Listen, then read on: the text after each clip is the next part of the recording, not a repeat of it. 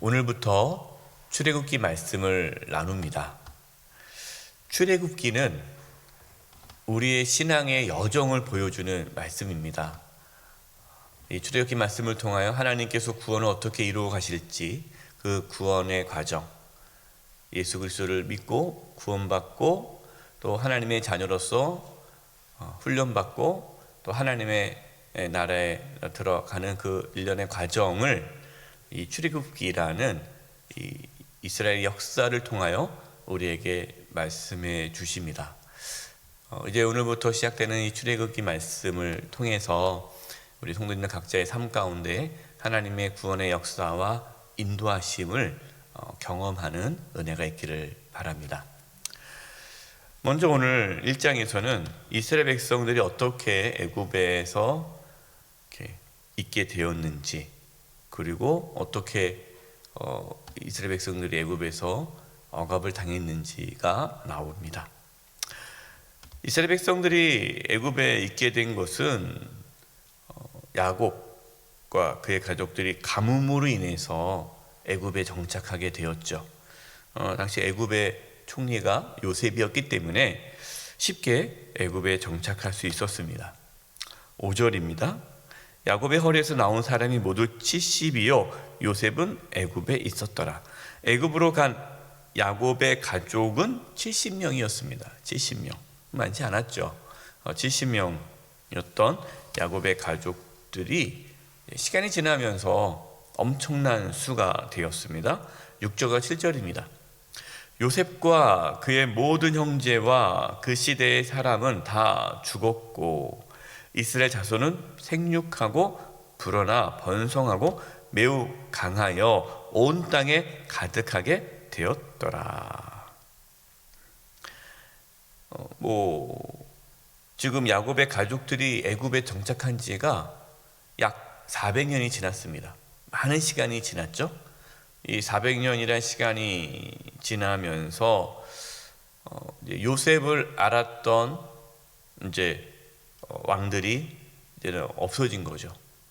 그리고 이스라엘이 어떻게 여기에 정착하게 되었는지 그 역사에 대한 부분을 이제 다 망각하고 이제 새로운 이제 왕조가 들어서게 된 겁니다. 여러분 오늘 말씀 보면은 정말 하나님의 약속대로 하나님께서 아브라함에게 약속하신 게 있지 않습니까? 너희 자손을 하늘의 별과 같이 바다의 모래와 같이 많게 할 것이다 라는 정말 그 약속대로 정말 이스라엘 백성들은 번성하였습니다. 그러나 이스라엘 백성들에게 시련이 다가왔습니다. 애굽의 왕은 번성하여 강하여진 이스라엘 백성들을 두려워하였습니다. 그 당시 지금도 이제 인구가 많은 것을 어떠한 국가의 힘 중에 하나로 보는데 이 당시에 이 수가 많다는 것은 엄청난 큰 파워죠. 힘이죠. 그렇기 때문에 이 이스라엘 백성들이 많은 것에 대해서 이 애굽의 왕이 두려움이 있었습니다. 그래서 애굽의 왕은 이스라엘 백성들을 억압한 거죠. 감독자를 세우고 그들에게 강제 노동을 시킴으로써 그들을 이제 억압함으로써 뭔가 반영을 일으키지 못하도록 다른 일을 하지 못하도록 이렇게 종으로 삼기 시작했습니다. 아무리 악대하고 억압해도 이스라엘 백성들은 더욱 번성하였습니다. 12절입니다. 그러나 학대를 받을수록 더욱 번성하여 퍼져나가니 애굽 사람이 이스라엘 자손으로 말미암아 근심하여 하나님께서 이스라엘 백성들에게 복을 주셨기 때문에 그들은 어떠한 억압을 받아도 번성하였습니다. 하나님께 복을 받아서 번성하였지만 학대도 점점 심해졌습니다. 13절과 14절입니다. 이스라엘 자손에게 이를 엄하게 시켜 어려운 노동으로 그들의 생활을 괴롭게 하니 곧 흙 이기기와 벽돌 굽기와 농사의 여러 가지 일이라 그 시키는 일이 모두 험하였더라. 이스라엘 백성들이 애굽에서 억압과 박해, 괴로움을 지금 당하고 있잖아요. 여러분 이것은 무엇을 우리에게 보여주고 있는 모습입니까? 우리가 살고 있는 이 세상이 죄로 인하여서 죄의 억압과 죄에 인한 고통을 겪는 것을 우리에게 보여주고 있습니다. 애굽에서 이스라엘 백성들이 학대와 고통을 받는 것처럼 우리 모든 인간은 이 세상에서 죄의 지배 아래서 고통을 겪는 거예요. 이걸 보여주는 거예요. 우리는 예수님 믿기 전에 어떻게 살았습니까? 죄악된 세상 속에서 억압과 박해를 받으며 살았어요. 죄의 종로를 타면서 그 죄의 억압에서 벗어나지 못하고 더욱 고통스럽게 살았습니다. 여러분, 애굽은 당시에 아주 살기 좋은 나라였어요. 강대국 아닙니까? 그러나 이스라엘 백성들은 그 땅이 고통의 땅이었습니다. 여러분, 이 세상도 마찬가지예요. 여러분, 이 세상이 얼마나 살기 좋습니까? 얼마나 풍요롭습니까? 그러나 이 죄악된 세상에서 살아간다는 거 얼마나 또 힘이 듭니까? 특히 예수님을 믿는, 하나님을 섬기는 자들에게 있어서는 이 죄악된 세상에서 믿음으로 산다는 것은 쉽지가 않습니다. 예수 믿는 사람들뿐만 아니라 모든 사람이 인생의 고난과 고통을 겪으며 살아가고 있습니다. 여러분, 만나보십시오. 예수 믿지 않는 사람들도요, 사는 것이 너무나 힘들고 고통스럽다라고 얘기를 합니다. 인생은 그래서 고통의 연속이다. 죽지 못해 산다. 이렇게들 얘기하지 않습니까? 이 애굽에서 고통과 억압을 받고 있는 이 이스라엘 백성들이 바로 그러한 인생, 죄악된 인생 속에 살아가는 인간의 고뇌, 고통, 괴로움을 보여주고 있는 것이죠. 애굽의 왕은 더 이상 이스라엘 백성들이 번성하지 못하도록 하기 위해 산파들에게 이스라엘 사람들이 아기를 낳을 때 아들이면 죽이고 딸이면 살려주라고 하였습니다. 그런데 산파들은 그렇게 하지 않았어요. 왜 그랬습니까? 17절입니다. 그러나 산파들이 하나님을 두려워하여 애굽 왕의 명령을 어기고 남자 아기들을 살린지라. 산파들은 하나님을 두려워했습니다. 애굽의 왕보다 하나님을 더 두려워했습니다. 그래서 애굽의 왕의 명령을 듣지 않고 남자 아기들을 살려 주었습니다. 여러분, 이처럼 악이 가득한 세상 속에서도요, 하나님을 두려워하는 자들이 있습니다. 하나님께서는 이렇게 하나님을 두려워하는 자들을 통해 하나님의 구원의 계획을 이루어 가십니다. 여러분, 세상이 얼마나 악합니까? 하지만 이 악한 세상 속에서도 하나님을 두려워하는 그 사람들을 통해 하나님의 구원의 계획은 이루어간다라는 거예요. 여러분, 지금 세상은 악합니다. 지금 이때 필요한 사람은 누구죠? 돈 많은 사람입니까? 똑똑한 사람입니까? 아니에요. 하나님을 두려워하는 자들입니다.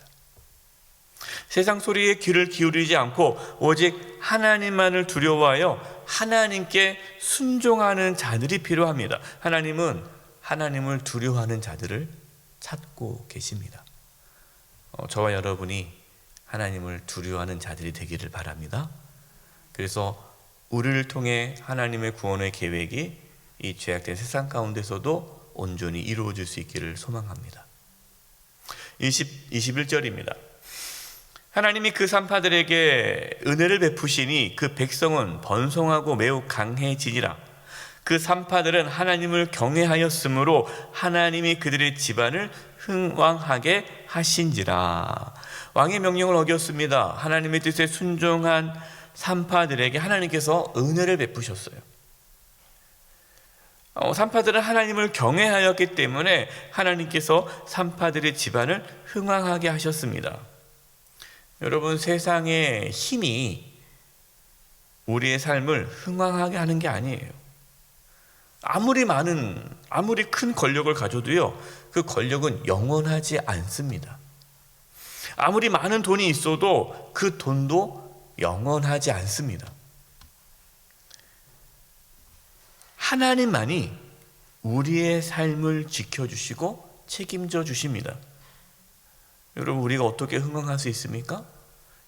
하나님으로 말미암아 흥황할 수가 있어요. 그렇기 때문에 우리는 세상의 소리에 귀를 기울이지 말고 하나님의 말씀에 귀를 기울여야 합니다. 두렵죠. 우리가 이렇게 하나님 말씀대로 살아도 괜찮을까? 세상은 이렇게 악한데 세상의 사람들의 말을 들어야 되지 않을까? 세상 소리에 귀를 기울여야 되지 않는가? 이렇게 얘기하시는 분들이 있어요. 목사님, 세상은 그렇지 않습니다.